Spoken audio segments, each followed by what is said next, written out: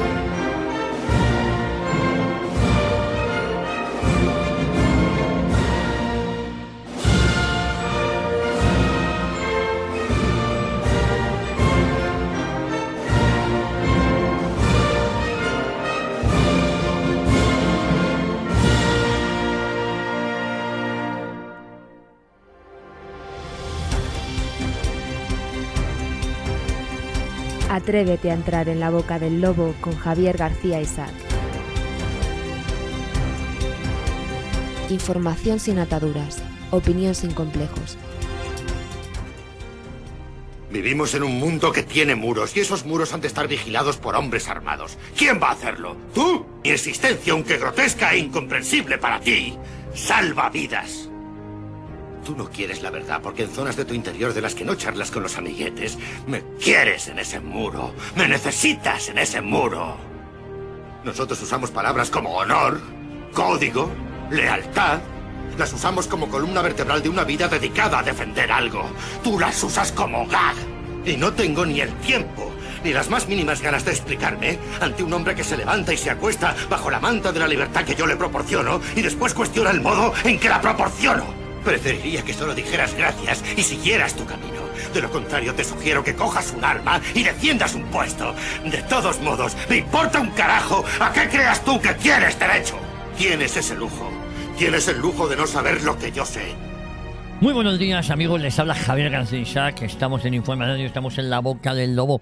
Estamos aquí en Madrid y ya saben que les hablamos a todos ustedes desde estos estudios Jesús Quintero, desde esta redacción de noticias Antonio Herrero. Estamos a jueves 13 de noviembre, madre mía, jueves 13 de noviembre. Esto es un sin vivir, ya lo saben ustedes. Esto es un sin vivir, es que no paramos. Estaba calculando la semana que viene qué tenía que hacer. No, el 17 tenemos un lío, tenemos la presentación del documental hecho por Juan Carlos Girauta, el guionizado por Juan Carlos Girauta, Michael de Quinto y yo, lo que nos ocultaron en el Toro TV, a eso de las 9. Luego el 19, el 18 y 18 de noviembre. El 18 de noviembre es una fecha muy importante para mí. Bueno, todo el mes de noviembre es importante. El 18 y 19 tendré que estar en Valencia. Y el 20... ya saben ustedes la tertulia que vamos a tener aquí, 50 años sin Franco. Nosotros aquí también nos sumamos, iba a decir homenaje, no, nos sumamos a la verdad. Vamos a hablar de los 50 años sin Franco. ¿Qué ha pasado? No vamos a hablar del franquismo, vamos a hablar de la actualidad, no vamos a ser nostálgicos, vamos a hablar de la España actual, ¿no? Esto es la evolución, o mejor dicho, la involución de estos 50 años sin el general Franco, cómo ha cambiado la sociedad y si estamos mejor o peor que antes. Insisto, no con nostalgia, porque muchas veces dicen, oye, ahora hay coches con aire acondicionado. Es verdad, yo empecé con un Talbot Horizon, fue mi primer vehículo de segunda o de cuarta mano, y luego pues tuve un Renault 5 de 15ª mano, que se me gripó 3 veces, y todos ellos sin aire acondicionado. Luego tuve el primer coche nuevo que tuve, a Pepa Niebla, que era un Polo Classic, lo he contado alguna vez, M0079JB. Y resulta, lo de JB ya saben, el whisky la veo más fácil. Y recuerdo además, le llamaba Pepa Niebla sin aire acondicionado, que viajar era un suplicio. Cuando a Galicia se tardaban 9 horas, ¿no? Claro, pues ahora estamos mejor en ese sentido, pero eso forma parte del progreso. Pero social, política, culturalmente, hemos dado un bajón, un retroceso muy, muy importante, pero un retroceso, estamos a años luz. Y ustedes saben que últimamente me gusta hacer unas editoriales más de un carácter histórico. Luego a eso de unos minutos, 7:15, así, porque antes tengo cosas que contarles, les tengo que presentar el equipo. Como el 10 de noviembre fue festivo, voy a recordar algo que pasó un 10 de noviembre de 1843, y era Isabel II jura una constitución, jura la constitución, y comienza la decadencia de España. La verdad es que la decadencia de España, tuvimos el canto del cisne, espero que volvamos, o de un cisne, ¿no? Pues a partir del año 40, que ahí nos rehicimos, costó mucho y tal. Y volvimos a caer en decadencia pues a partir de la entrega del Sáhara, en el 75, el asesinato de Carrero Blanco. Ahora que estamos hablando de eso, es importante. Pero la decadencia total empezó ya con, bueno, Carlos IV, Felipe VI, iba a decir, Fernando VII, Felipe VI también, por cierto, y luego su hija Isabel II, y ya, es decir, ahí ya también fue, iba a decir cuando comenzó la decadencia, bueno, ahí fue el culmen que desembocó todo en el desastre del 98, y luego la inevitable guerra, no, podría haber sido evitable si el PSOE no se hubiese comportado precisamente como se están comportando ahora. Estoy escribiendo cosas sobre Calvo Sotelo, y el otro día un macrista me dice, oye, me preocupa las similitudes que hay entre la España del 36 y la del 2025. Y le digo, no, es que es ciertamente muy preocupante todo lo que está pasando. Es muy preocupante y hay muchas similitudes que como mínimo nos tienen que hacer reflexionar, ¿no? Y al hilo, todo esto se lo cuento porque, claro, yo en el artículo que publico hoy hablamos del comienzo de la decadencia de España. La decadencia ya había empezado con Carlos IV, Fernando VII y ya Isabel II. Claro, tuvimos la guerra. El siglo XIX en general, yo siempre hablo, seguramente los historiadores de postín, que saben más que yo, a lo mejor me contradicen, no es todo cierto, ¿no? Pero sostengo que hubo 5 guerras civiles en el siglo XIX. Me refiero a la guerra de la independencia, no dejó de ser una guerra civil, puesto que mucha gente se puso al lado del invasor. Bueno, algún conocido izquierdista dijo, ojalá la guerra de la independencia la hubiese ganado Francia. Hay que ser muy mamarracho, muy cobarde y muy traidor, ¿no? Claro, que a tenor de los reyes que teníamos, que traicionaban, el pueblo estuvo muy por delante de sus reyes, de sus dirigentes, como ojalá vuelva a estar, ¿no? España necesita un 2 de mayo de 1808, y ahí mantuvimos algo de dignidad, pero ya empezó la decadencia con la invasión francesa, con las traiciones, tanto de los reyes, Lepanto, ¿quién que les diga? No, Lepanto no, perdón. Ahora, el otro día hablé sobre esa Trafalgar, digo Lepanto, por favor. Es que he hablado sobre Lepanto y he hablado sobre Trafalgar, ¿no? Esas gestas Trafalgar, que aunque perdimos y mantuvimos la honra en una guerra, iba a decir que no nos incumbía, no sé hasta qué punto, porque poner a los franceses contra los ingleses cuando ambos nos estaban haciendo mucho daño, y cuando años después serían los franceses los que nos invadían, creo que 3 años después, en 1808, fue un cúmulo de despropósitos, pero ya Isabel II, los golpes de las asonadas militares, hubo un periodo relativamente calma, que fue la alternancia en el poder, aunque un caciquismo, pero bueno, cierta calma. ¿Cómo nos libramos en la Primera Guerra Mundial? Mañana se cumple se ha cumplido un aniversario del fin de la firma del armisticio, que fue el día de mi cumpleaños, el 11 de noviembre, y sentó las bases para la Segunda Guerra Mundial. Lejos de conseguir la paz, lo escribí hace relativamente poco, hablaba de que lo único que se consiguió fue la guerra, ¿no? Sentar las bases para la guerra.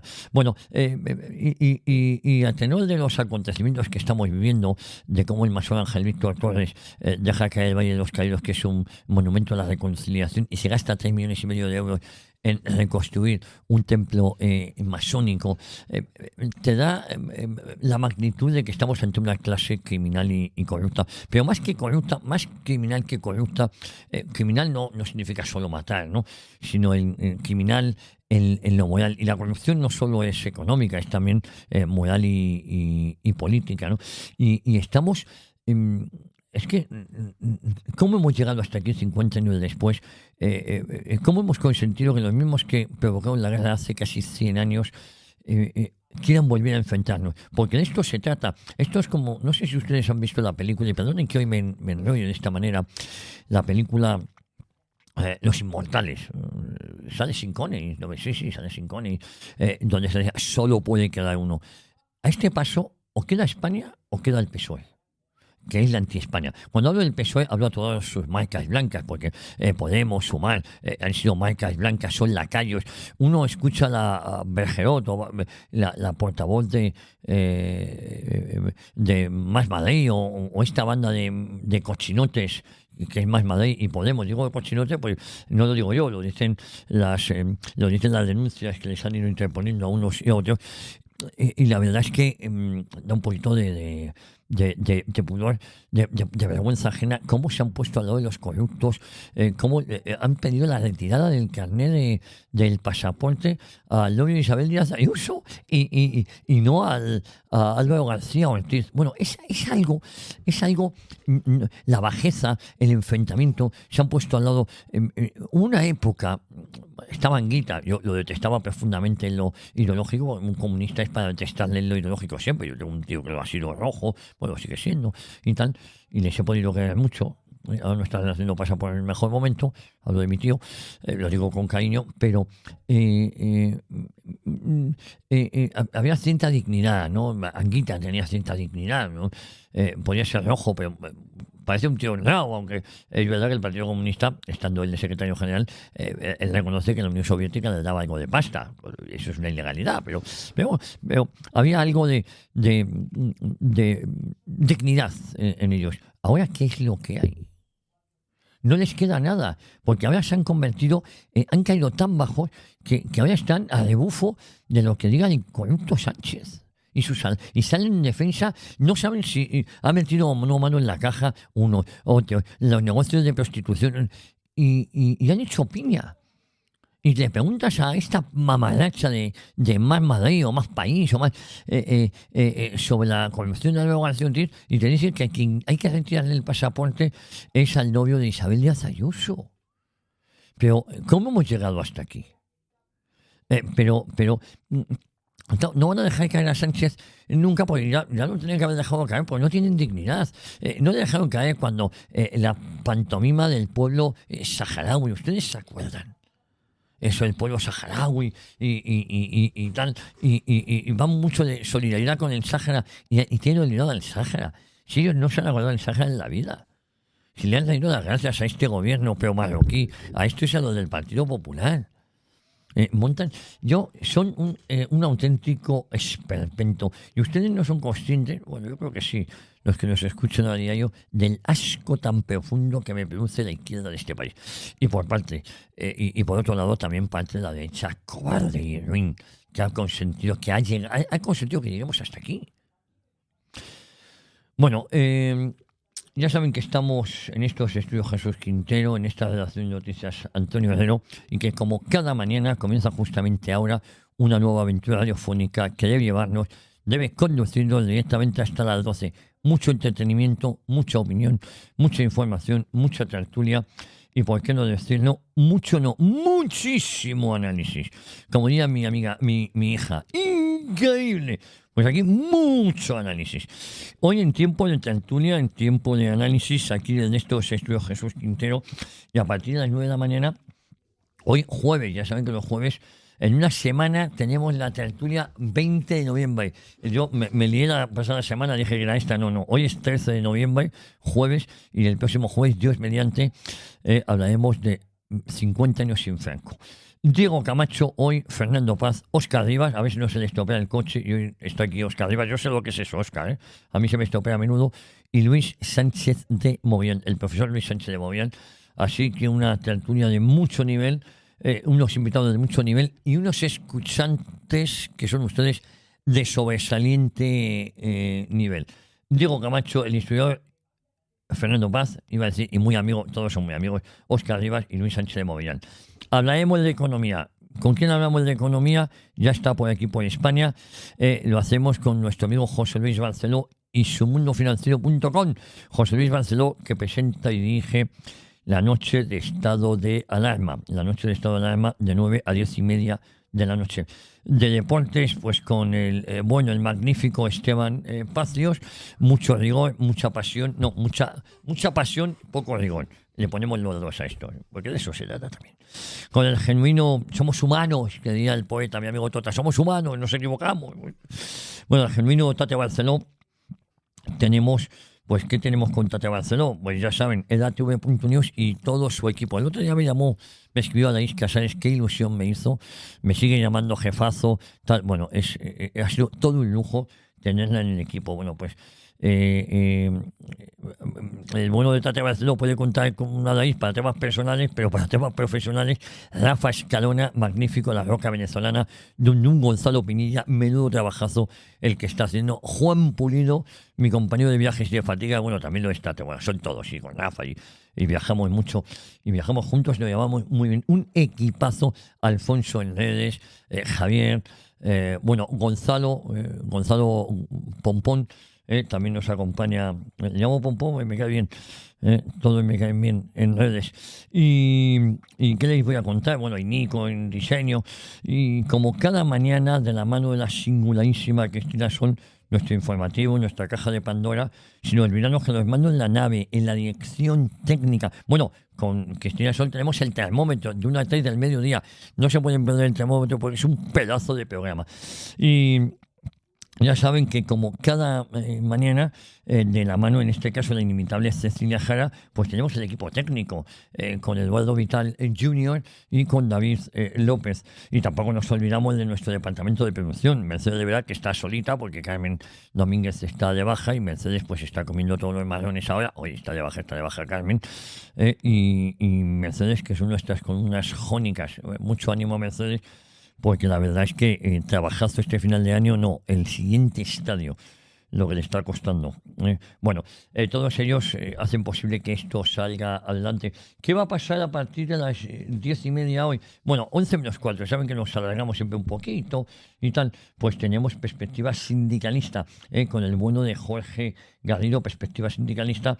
Y a partir de las 11 de la mañana, pues tenemos Historia de una época. Historia de una época con, no sé hoy con quién toca, pero vamos, seguro que les voy a poner un día de estos en Historia de una época, el programa que hemos hecho Juan Pulido y yo con Gonzalo de Oro. Bueno, y también con Juan Garriga, la verdad, programón que hicimos por las calles de Barcelona, por las calles del Raval de Barcelona, que fue épico aquello. Bueno, yo les quería hablar de varias cosas, luego voy a ir con mi palabra, de hablarles de Isabel II, pero hemos tenido, hoy haremos resumen a partir de las 10 y media de la comparecencia de Ley de Díez ayer. Bueno, esta Fontanera, de verdad se lo digo, también les hemos venido hablando de lo que pasó también en las comparecencias del día 11 y ya se acerca el final del juicio a Álvaro García Ortiz, que la ha visto para sentencia. Vamos a ver qué nos tienen que... faltan todavía y tienen... aunque yo creo que ya está... desde el tercer día, yo comentaba con todos ustedes, digo, bueno, si es que ya... siendo puristas, yo creo que se acaba ya estos días y tienen que quedarse visto para sentencia. Si es que ya hay poco que rascar aquí. Pero hubo un día que para mí fue extremadamente esclarecedor. Insisto que para mí el tercer día, después de que pasaran por el Juan Lobato y sobre todo pasara la mamaracha de Pilar Sánchez Acera, que como vengo comentando estos días ha sido premiada, igual que lo fue el masón Ángel Víctor Torres, después de perder unas elecciones. Esto pasa mucho en PP y PSOE, pues al personaje, si tiene mucho poder, pues lo colocan de ministro o a Paca Mengol en las Cortes. Pero de Pilar Sánchez Acera, que ahora es la secretaria de organización, es la Santos Cerdán del socialismo madrileño, se la premió se la premió por su fidelidad personal al sanchismo. Y en el juicio del tercer o cuarto día, me parece que era, Sánchez Acera se olvidó del medio que le envió el pantallazo sobre la pareja de Ayuso. Y es que en ese momento la asesora, bueno, es que está con Óscar López.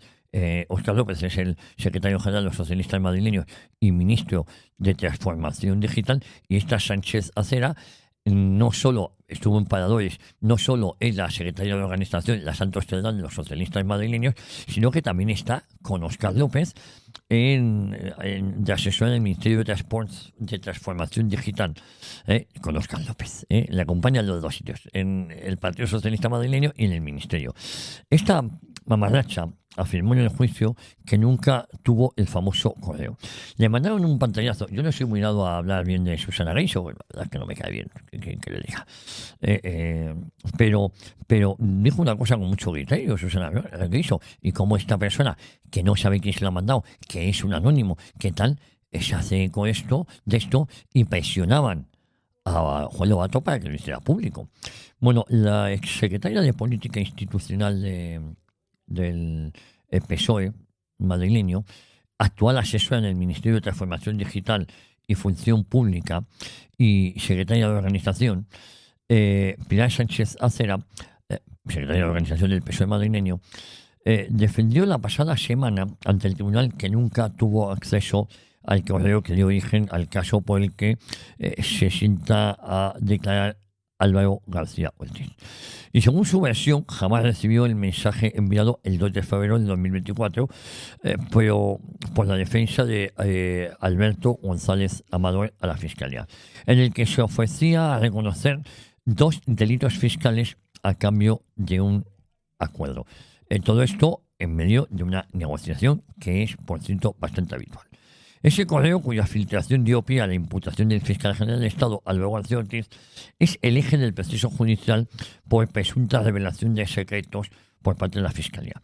Sin embargo, Sánchez Acera ha insistido en que lo que llegó a sus manos fue otra cosa. Todos saben que están mintiendo, o sospechan, yo el primero. En ningún momento, decía ella, recibo ni tengo en mi poder el correo del 2 de febrero, objeto de investigación. Recibo una imagen de un documento distinto, declaró.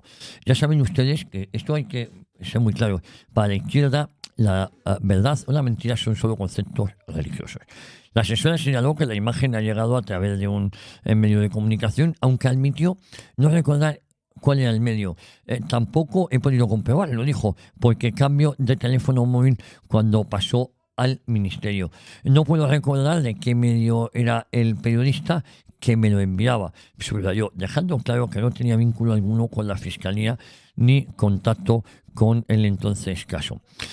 Un documento sin fecha. Y Sánchez Acera, que esto es lo poco creíble, detalló que el documento que recibió no incluía fecha, remitente ni destinatario, ni presentaba pie de firma del despacho de abogados que representaba a González Amador. Y según su versión, esto es importante, este formato no coincidía con el correo difundido posteriormente por la prensa. Lo que recibo no es un correo ni pone 2 de febrero, recalcó ante los magistrados. Además negó que el abogado Carlos Neira, autor del correo original firmado, remitido a la Fiscalía, le hubiera facilitado la imagen. Su testimonio solo concede una certeza, y es que compartió el pantallazo con el entonces líder del PSOE madrileño, Juan Lobato, y que incluso lo recomendó utilizarlo políticamente. Es decir, no sabe quién se lo manda, es un anónimo, no sabe nada, pero sí piensa utilizarlo. Sí le pide al que entonces era su jefe, aunque yo creo que ya a quien servía era a instancias más altas dentro del Partido Socialista, y ustedes también lo saben, a que sí lo saben, lo que hace ni más ni menos es decirle al que supuestamente era su jefe, Juan Lobato, se ha visto que quien guardaba fidelidad era a Sánchez, no a Juan Lobato, y a Óscar López, que lo sacara. Y Óscar López, ante las dudas, dijo, amigo, me lo dais más tarde o yo no saco esto. No es que no hubiese querido sacarlo, pero el caso es que no lo hizo, casi por decencia. Bueno, miren ustedes, lo prometido de deuda. El 10 de noviembre de 1843, el 10 de noviembre de 1843, la joven Isabel II juraba la Constitución de 1837 y asumía oficialmente el trono de España. Tenía apenas 13 años. Aquel día marcaba el inicio de un reinado que muchos historiadores califican como el más convulso, inestable y trágico de la España contemporánea. No sabían lo que luego vendría, pero bueno, tras siglos de esplendor bajo los Austrias y el primer siglo borbónico, el siglo XIX fue sin duda el siglo de la decadencia española. Un tiempo de guerras civiles, como yo les he acabado de decir. Yo les decía que 3 guerras civiles, 5 guerras civiles, la de la independencia, las 3 carlistas y las guerras de las provincias de ultramar. Por eso les hablaba de 5, solo les hablaba de una primero, las otras 4 eran las que yo les he dicho. Un tiempo de guerras civiles, pronunciamientos militares, gobiernos efímeros y traiciones constantes. Y aunque Isabel II fue la figura visible, detrás de su reinado se escondía un país que había perdido el rumbo. Una nación que pasó de dominar medio mundo a no saber gobernarse a sí mismo. Pasamos de la gloria imperial al desconcierto liberal. España llegaba a 1843 exhausta. Venía de perder su imperio americano. Todavía faltaba el último susto, que era Puerto Rico, Cuba, Filipinas, desgarrada por la Primera Guerra Carlista, dividida entre absolutistas, liberales, progresistas moderados y revolucionarios. Los partidos políticos no nacieron como instrumentos de representación, sino camarillas de poder. Camarillas de poder alimentadas por la corrupción, el clientelismo y la ambición personal. Cada general tenía su partido y cada partido su ejército. Mientras tanto, el pueblo sufría hambre, el campo se despoblaba y las ciudades se llenaban de miseria. La Constitución de 1837, que Isabel juró aquel día 10 de noviembre, es decir, en 1843, lo que jura la Constitución de 1837, fue fruto de una minoría liberal que no representaba el conjunto de España. Se impuso por la fuerza de las armas y no por la voluntad del pueblo. Por eso, ese juramento no significó unidad ni reconciliación, sino la continuidad del caos. Isabel II fue proclamada reina siendo una niña tras la muerte de su padre Fernando VII, y la anulación de la ley sálica mediante la célebre pragmática sanción, esa decisión que permitía a una mujer ocupar el trono, desató la Primera Guerra Carlista entre 1833 y 1840, una de las más sangrientas de nuestra historia. Mientras miles de españoles morían defendiendo su fe, sus fueros y su monarquía tradicional, en Madrid sus logias liberales y los generales golpistas tejían alianzas para repartirse el poder. Durante todo su reinado, Isabel II fue rehén de los intereses de Palacio, de los caprichos de su madre, María Cristina, y de los políticos que se disputaban su favor. Su corte se convirtió en un escenario de escándalos, favoritismos y decadencia moral. El ejército se sublevaba cada pocos meses, los gobiernos duraban semanas y la nación se desangraba entre pronunciamientos y traiciones. El siglo XX español es la crónica de una España sin rumbo, donde el trono y la bandera ya no representaban a un pueblo unido por su fe y su historia, sino a una oligarquía dispuesta a destruirlo todo con tal de conservar el poder. Desde la Guerra de la Independencia hasta la Restauración, España vivió en guerra permanente consigo misma. El país, que había evangelizado América y llevado su lengua al mundo, se convirtió en un campo de batalla entre hermanos.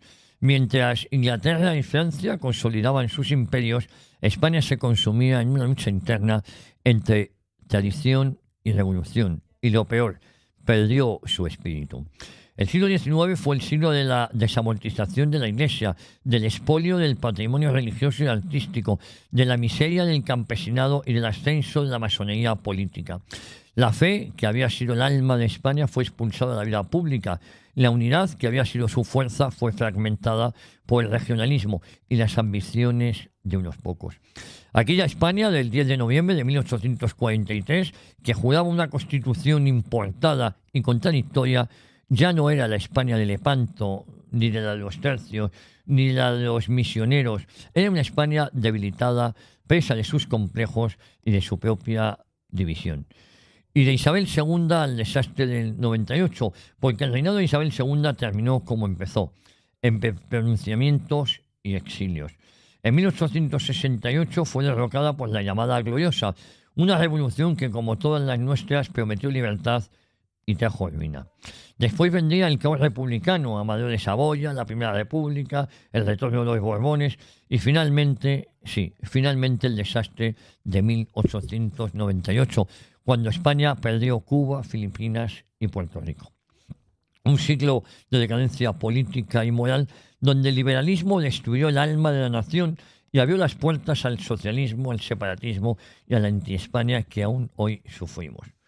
Y miren, de todo ello debemos sacar lecciones para el presente. Recordar ese 10 de noviembre de 1843 no es un mero ejercicio académico, es recordar el punto de inflexión donde España cambió el rumbo de su historia. Pasó de ser una potencia espiritual, cultural y militar a ser un país dividido, manejado por minorías ideológicas y por un poder extranjero que nunca ha dejado de intervenir en nuestros asuntos. El siglo XIX es una advertencia para el siglo XXI. Cada vez que España renuncia a su tradición, cae en el abismo de la división y la decadencia. Y hoy, bajo el gobierno del relativismo, del laicismo y del separatismo, parece que estamos repitiendo aquel mismísimo error. El 10 de noviembre de 1843, Isabel II juraba una constitución que no representaba al pueblo, sino a una élite liberal y masónica que pretendía destruir la vieja España. Aquel día empezó la larga noche del siglo XIX, el tiempo de las guerras civiles, de las traiciones y del olvido de Dios. De aquel desorden nació la España que aún hoy pagamos, una nación sin memoria, sin fe y sin orgullo. Y recordar esa fecha, recordar lo que fuimos y lo que no debemos volver a ser. Porque solo volviendo a nuestras raíces, la fe, la unidad y la tradición, España podrá recuperar la grandeza que perdió en aquel siglo maldito.